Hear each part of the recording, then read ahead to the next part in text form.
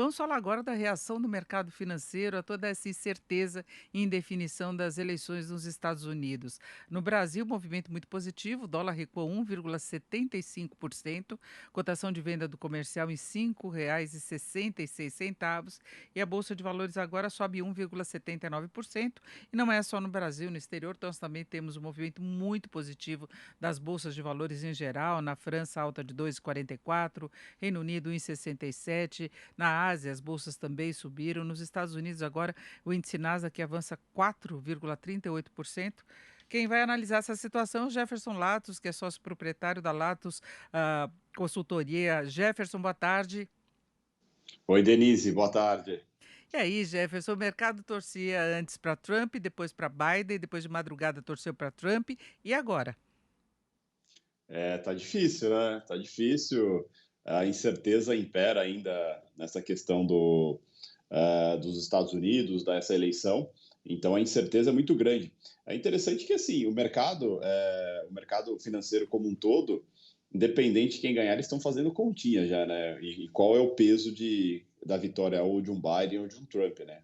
O que dá para afirmar é que era exagerado toda aquela questão das pesquisas, né? A gente acompanha sempre as eleições, não é a primeira eleição americana, e a gente vê na eleição passada também as pesquisas erraram muito, né? Então, mais uma vez, as pesquisas erraram, dando aí 10, 15% de chance do Biden ganhar, e a gente está vendo que a coisa está bem acirrada, né?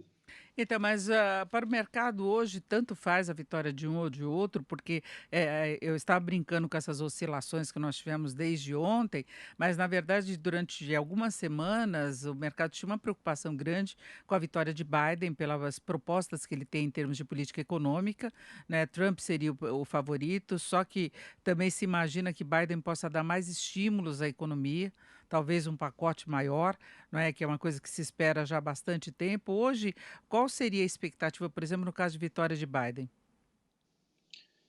Então, a vitória de Biden seria um problema para o momento, né? Até porque se o Biden ganhar, com toda certeza a gente vai ter uma judicialização disso e pode se estender bastante esse processo de recontagem, dentre outras coisas, né? Então, o mercado, quando a gente cita o pacote, a gente cita se ganhar sem nenhum tipo de problema, né? Então, até essa eleição realmente for confirmada, tudo, a gente pode ter um travamento nessa questão do pacote econômico. E não só isso, né, Denise? Acho que tem algumas questões do Biden que são meio polêmicas. E sempre quando a gente analisa essas questões de, de eleições, principalmente americanas, a gente tem que sempre levar em consideração o que representa cada candidato para cada país, né? Qual que vai ser a relação, por exemplo, do Biden com o Brasil, né? Já que o nosso próprio presidente é declaradamente um adepto ao Trump, né? Então, tem questões aí como que vai ser a relação dos Estados Unidos com o Reino Unido, já que o Trump tinha intenção de um acordo comercial de livre comércio com o Reino Unido, o Biden já não tem essa intenção.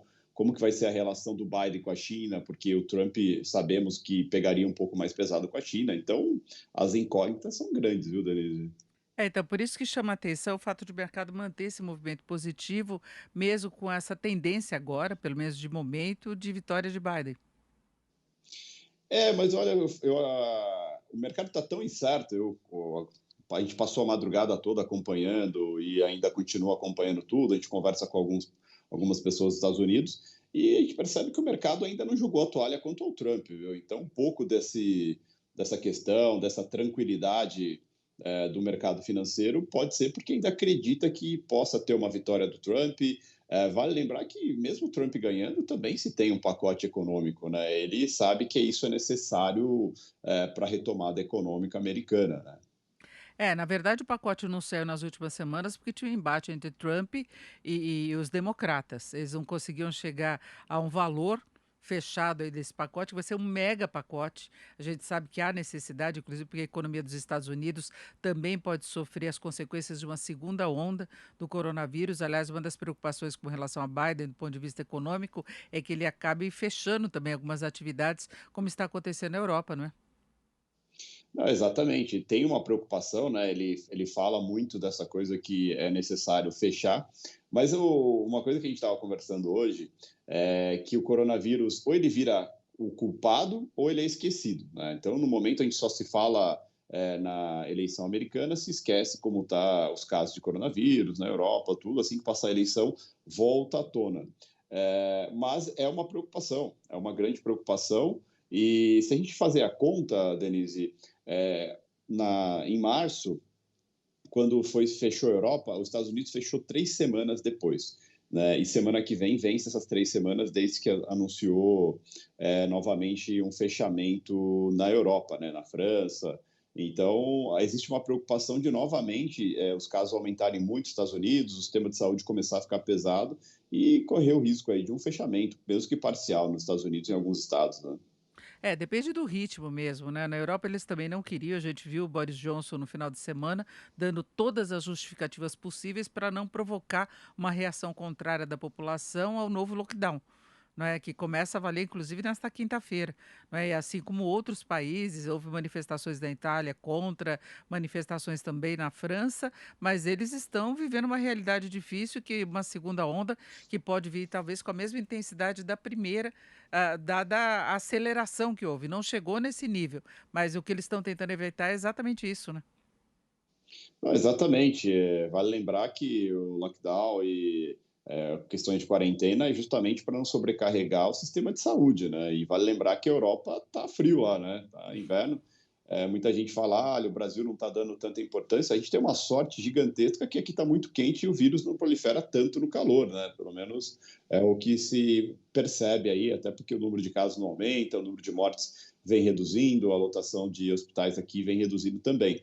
Lá na Europa, a preocupação é porque o frio vem forte e se eles não tomarem alguma medida agora, eles podem ter o mesmo problema que tiveram em março de colapso do sistema de saúde, e aí sim a gente vai ter um problema muito maior econômico aí. Então, estão tentando dar o remédio antes que o paciente de fato fique completamente doente. Né? Agora, Jefferson, para fecharmos, a gente viu o mercado brasileiro também muito focado em questões domésticas, né, questões relacionadas especialmente às contas públicas, e já começou a derrubada do veto do presidente Bolsonaro, aquela prorrogação da desoneração da folha. Você acha que passadas as eleições dos Estados Unidos, definido mais o cenário lá, o mercado aqui pode começar a olhar para o ambiente doméstico mesmo de novo?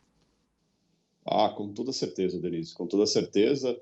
Essa derrubada do veto é super positiva, assim como a aprovação, né, do BC ontem também no Senado. Isso é Autonomia. visto como positivo, a autonomia do Banco Central, né? Isso é super positivo. Então, esses detalhes, assim que passar toda essa questão de eleições americanas, vai voltar no radar. E são todos motivos aí que podem animar novamente os mercados, Denise, para a gente ter o famoso rally de final de ano, né? Que todo ano a gente tem aí, dezembro aí é uma movimentação forte para a Bolsa e, inclusive, pode fazer com que a Bolsa volte aí para casa 100 mil pontos ou até acima disso. Perfeito, são 2 horas e 42 minutos. Nós conversamos aqui com o Jefferson Latos, que é estrategista-chefe do Grupo Latos. Jefferson, muito obrigada, uma boa tarde. Eu que agradeço. Boa tarde, Denise.